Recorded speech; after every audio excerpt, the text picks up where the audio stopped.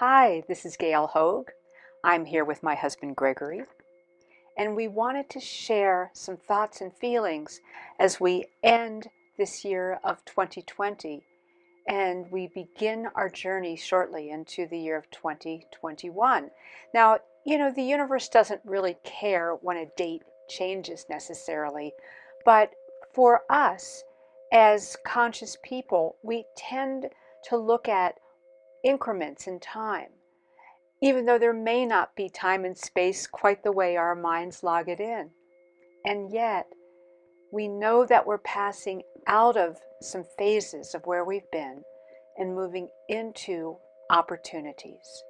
So the end of the year and beginning of a new year always excites us and allows us to reflect, to look at what we may choose to release, to look at what we've accomplished, what's been very difficult, what's been painful, our losses, our gains, our successes, our failures. All of those things are very crucial to our development and in setting the structure, the foundation for what we are moving into. Well, 2020, as we now have just moved out of the winter solstice on December 21st in some very powerful astrological aspects, 2020 is now upon us and offering us so many opportunities. And that's what this is really about now. In order to step forward and really be completely present and capable to be the creative, dynamic, loving, and lightful beings that we are, it's important that we check in with ourselves, we check in with our losses, we check in with our challenges, and we really anchor in what we've learned, what's been extremely important in this past year.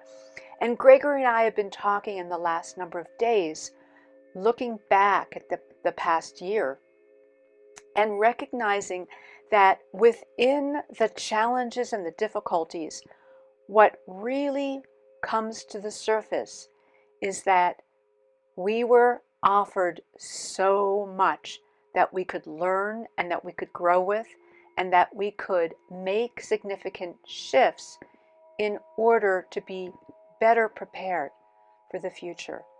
So looking at that, even though there's a lot I say that we want to let go of, we want to let go in a way of deep gratitude. The more understanding and gratitude we have for what we've come through, the more that it gives us that station to be prepared for what is coming. It's kind of like that saying that the more that you are grateful for something, it opens up your ability to take in more, to be a better receiver. And that's crucial as we walk into this coming time. So take some time to reflect. Look at what has been set up for you so that you can come in with a spirit of creativity and unity and gratitude that will enable you to have an extremely powerful and successful coming year. That's powerful. It's so important to really reevaluate things constantly and do it from that place of gratitude, finding the things in a situation that really worked. And another thing that really helps me is something I learned back in the early 60s from the Andy Griffith Show. And what it was is Opie was going to give up his room for the night to someone who was staying. And that guy said, "Well, why are you so excited?" And Opie said, "Because I get to sleep on the ironing board." And the guy went, "Huh? That doesn't sound like much fun." And Opie said, "Oh, it's adventure sleeping." And that always stuck with me, because when we look at this life as every opportunity, things going on, it can be an adventure. It can be fun. It can be learning. It can be something that we know we're going to survive, and we work on that survival, but something comes out of all the stuff we're going through that allows us to become a bigger human being, a more full human being.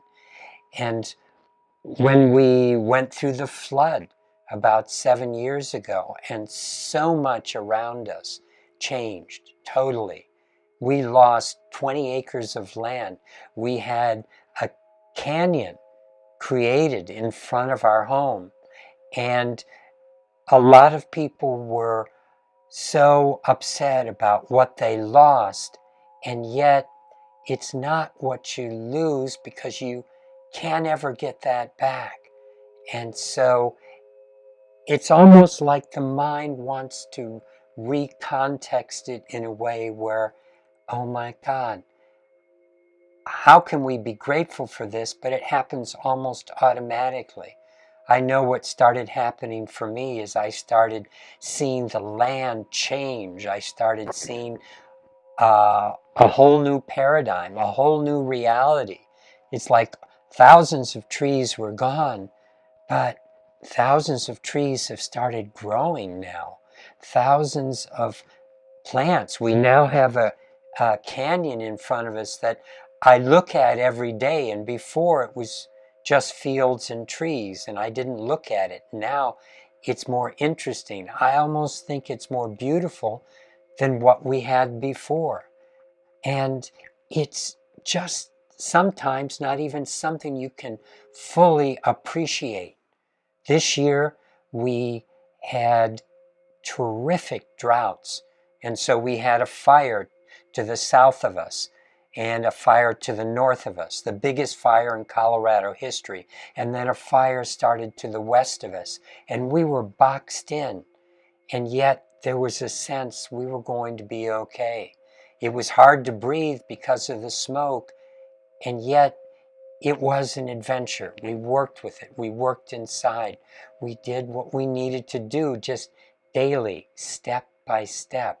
And one of the things we learned this year when it got so dry is that, unlike the year in the past when our well was right next to the river, we had something called a gallery well, which meant it wasn't very deep and it depended on the river water. Well, this year, the river dried up. It dried up in July. And so the new neighbor we have also did a gallery well, but he ran out of water in early August, and our water is still flowing, because when we dug a new well at the bottom of this canyon in front of our house, we hit a spring. We hit a spring that's coming from behind us, and now that spring is still feeding us water. So because of that flood, we had to move our well. And because we moved our well, we still have water. Again, it was only 6 feet deep when we dug it, but it hit a spring. And all the things that universe does, when you look at the changes and think, oh no, this is such a difficult or painful or hard thing, but we sometimes miss all those things that there are to be grateful for. And now it's like so grateful that we were able to move our well. So it's really a wonderful time to be alive and be in the adventure and look forward to what's happening in this upcoming year. That's really true.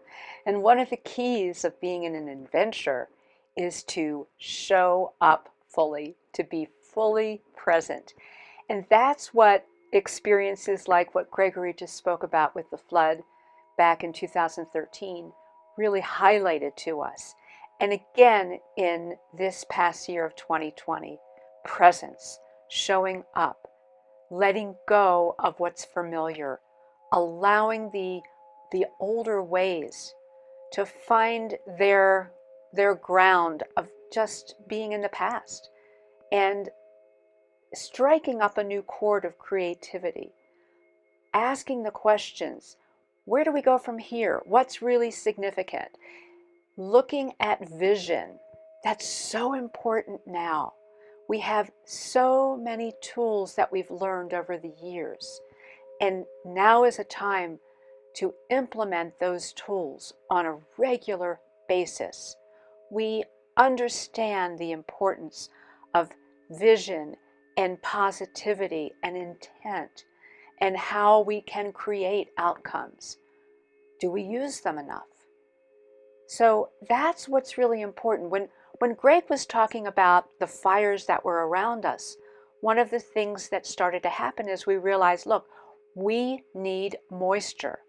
And so many of us really got very clear on the intention of let's get that moisture where it's needed. Let's get the snow on the mountains around us.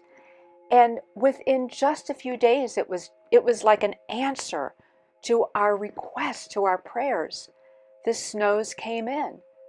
And even though the media was saying, well, most likely that's not going to be enough, well, it was. It was enough to allow the firefighters and all of the situations to come to a place where it could be handled. And that was amazing to see that happen. Same kinds of things are confronting us. Yes, we have difficulties that we know we're facing. That's okay. What's important is the unity, coming together with clear vision and intent, letting go of the way things used to be. There is no let's get back to normal. There is instead, let's come together with a whole nother level of adventure and creativity and clarity and love, real compassion for ourselves and each other, looking at what's for the good of all. We are moving into that paradigm now, and it's so significant that we use our tools. I had a dream last night, and what came through in that dream was to bring together all of the things into a big, beautiful ball, all of what had happened, and just hold it with love and with real intention, and bring to that real work. The work that says, take the tools that you have, work with what you know in your heart and soul, and be diligent. Just 10 minutes a day, take those moments through the time around your meditation or when you're just in a reflective space, and come back to center your presence of what you want to live with now, how you are an instrument of this co-creative time. That's what's really amazing about what is in front of us now. It's endless, it's incredible, and it's something that you can play with, and we can all play with together for the good of all. And remember, presence is now. Presence is this breath. Presence is feeling the love inside your heart. Presence is now. Presence is your breath. And you can do this all the time, every day.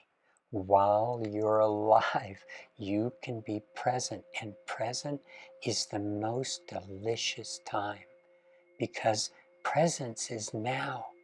And you're fully aware now.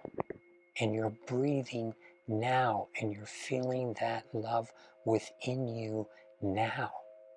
And that's what makes it all work. There's nothing to worry about on either side of now.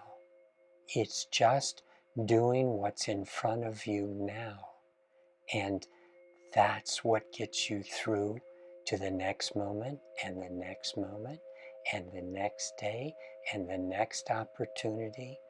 And as Gail was saying, when we work on this and we work on what's for the best for all, then we're doing that service. That's the reason we've come into our human body, to be of service to all and make a difference. And that's always when we discover that we are being taken care of in an incredibly beautiful way. So we look forward to playing with you presently and enjoying this journey in a beautiful co-creative expression of our souls. Blessings, and here's to a wonderful, wonderful 2021. Ho.